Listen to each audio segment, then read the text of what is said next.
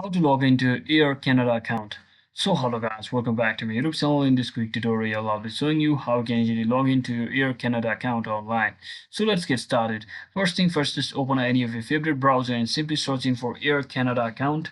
Log in just like this, and once you're searching for that, you should be heading over to this interface where you can just tap on this first link over here, or also select second link. It's basically the same link, which is the official website of Air Canada. So I'll just tap on this first link over here, and it will take you to this interface or this page over here.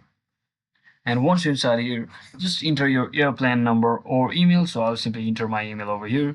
And once you enter your email, just have to enter your registered password correctly. Make sure you have entered all of your login credentials correctly. And once you do all of that, just click on sign in, and you should be successfully signed into your Air Canada account. And if you ever forget your password, you can also always reset it from clicking this link over here, that is your forget your password button. So thanks for watching guys. Don't forget to like and subscribe to the channel. See you on the next one.